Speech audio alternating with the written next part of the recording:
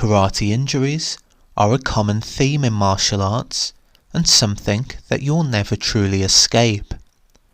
However, with proper training methods and good form, you can seriously limit the amount of injuries you have. In brief, injuries can be separated into two different categories: avoidable injuries and unavoidable injuries. When thinking about unavoidable injuries, these generally happen in a sparring bout or competition setting. We mostly see things such as broken bones, muscle strains, concussions, or dislocated joints. It must be added that these are fairly rare, especially in the sports format of karate. It is full contact kickboxing styles which will cause most of the injuries. Avoidable injuries mostly occur when training in the dojo and happen for a variety of reasons. Most commonly, they will happen from not warming up properly. Karate is a very explosive and dynamic martial art. If you are going to be throwing a lot of high kicks, this means that you need to properly warm up your legs as well as many other muscle groups. Not doing so puts the practitioner at a much greater risk of injury. The other reason comes from inexperienced or careless sparring partners. If you are sparring, then it's important that you are both on the same page.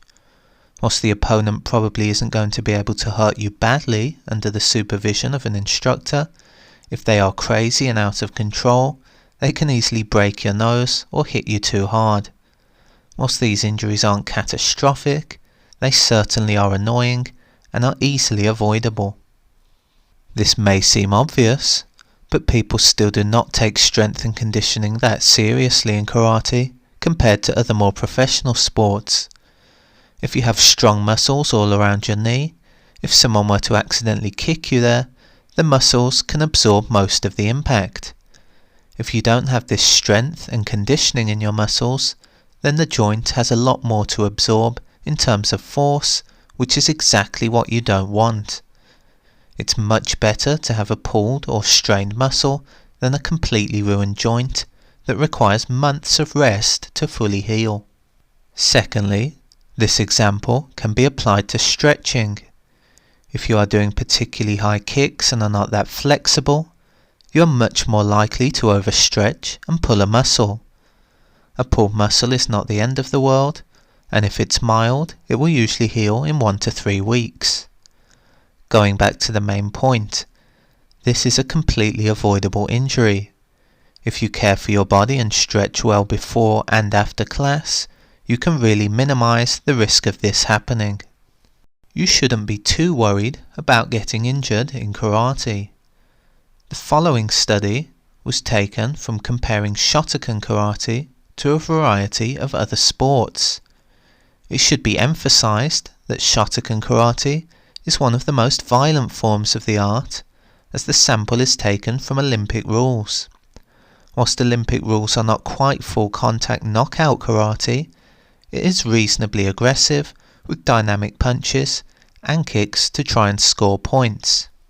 The study found the following rates of injuries: karate 23.6%, American football 35.9%, soccer 13.25%, and volleyball 6%. Whilst the results show that karate was the second highest of the 4 sports, let's remember that these are reasonably unfair comparisons, and also we will look later at how the injury is defined to reveal even more reason not to worry. As both karate and American football are full contact sports with lots of blunt force, we would expect the human body to have a higher chance of injury when exercising.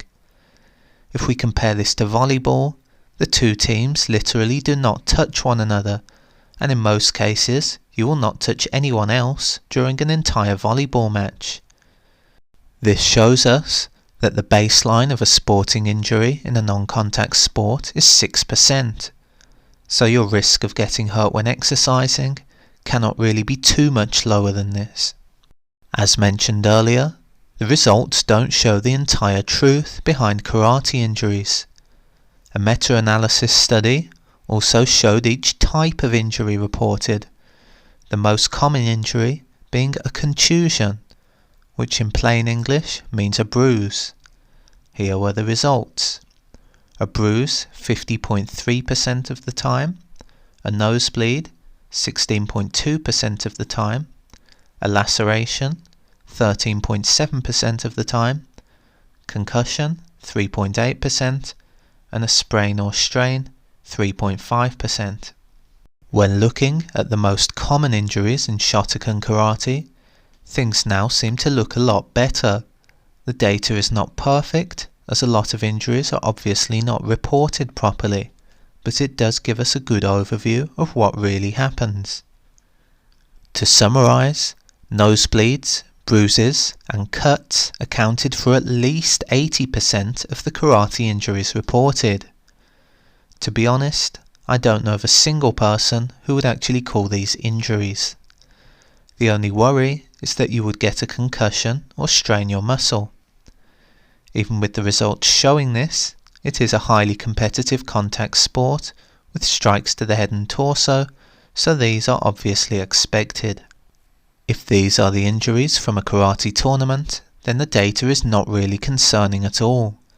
The results are really not bad and show karate to be not particularly dangerous when you dig deeper. It would be nice to compare these results to MMA or wrestling matches. Then we would begin to see that sport karate is much safer with far less severe injuries than both of these disciplines.